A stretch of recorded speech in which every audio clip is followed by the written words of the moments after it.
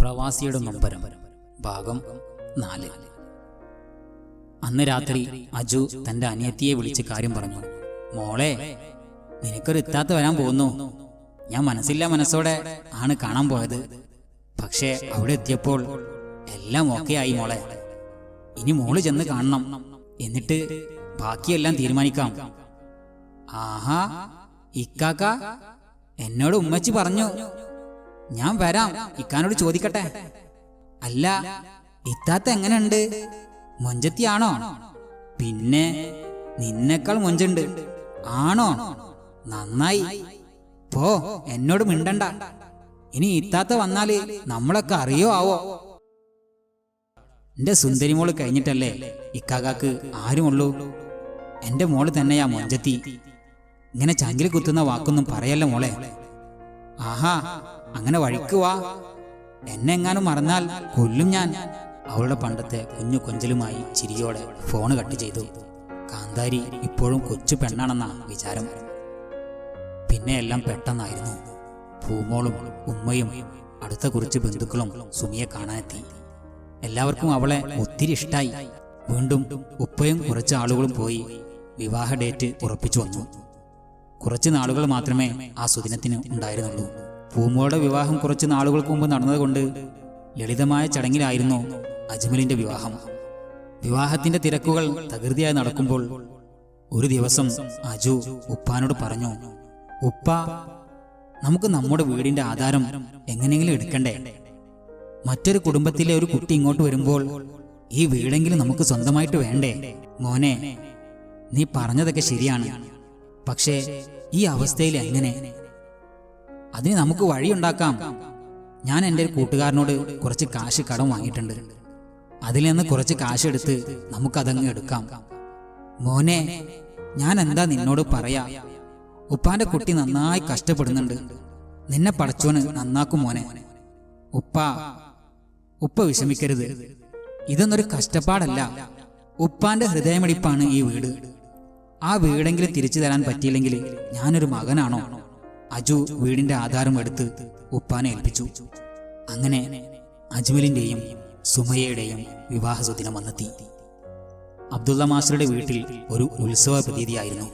ആ നാട്ടിലെ പ്രമാണിമാരിൽ ഒരാളുടെ മകളുടെ വിവാഹമല്ലേ.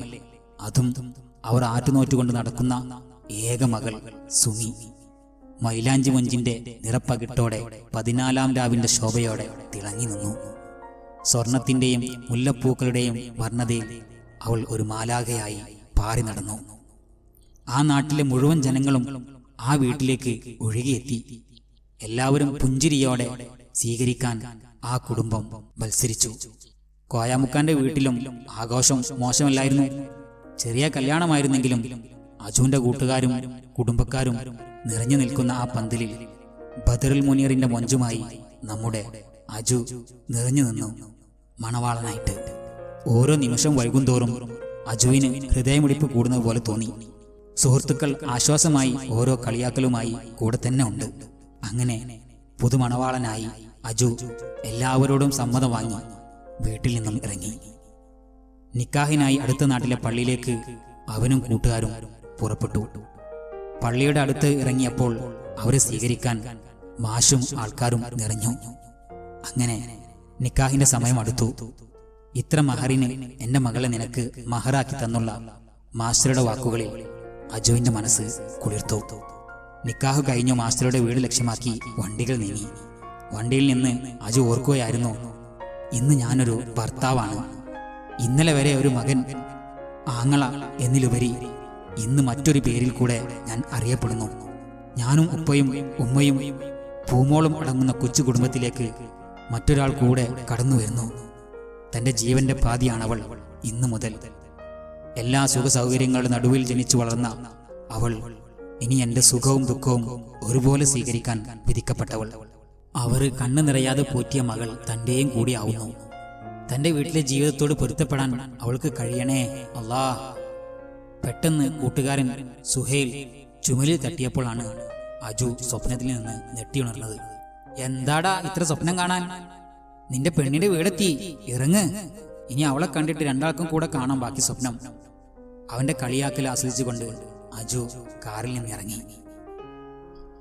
അബ്ദുള്ള മാസ്റ്ററുടെ ആ മണിമാളിക പോലും മണവാളന്റെ വരവിനായി കാത്തിരിപ്പിനാണെന്ന് തോന്നാതില്ല. അത്രക്ക് മൊഞ്ചായിരുന്നു ചെക്കന്. അജുവും കൂട്ടുകാരും വീട്ടിലേക്ക് കയറി സുമിയുടെ റൂമിന്റെ നേർക്ക് നടന്നു. ഹുസ്നുൽ ജമാലിന്റെ മൊഞ്ചോടെ സുമി വെട്ടിത്തിളങ്ങുന്നു. അജു അവളുടെ മുഖത്തേക്ക് നോക്കി.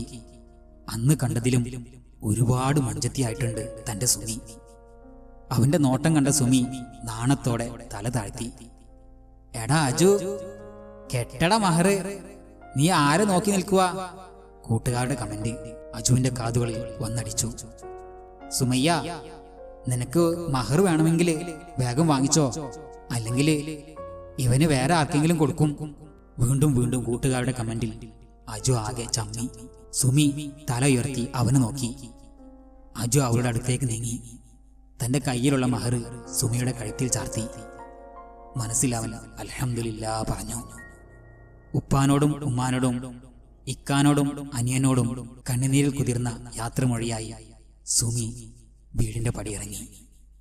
ശേഷം സുമിയെയും കൊണ്ട് അജുവും പാർട്ടിയും മുക്രിക്കാന്റെ കൊച്ചു വീട്ടിലേക്ക് നീങ്ങി. ഇൻഷാ അല്ലാഹ് കഥയുടെ ബാക്കി ഭാഗം തുടരും. നല്ലത് പറയുവാനും നല്ലത് കേൾക്കുവാനും അള്ളാഹു നമുക്ക് തൗഫീഖ് ചെയ്യട്ടെ. അസ്സലാമു അലൈക്കും വറഹ്മത്തുള്ളാഹി വബറകാതുഹു.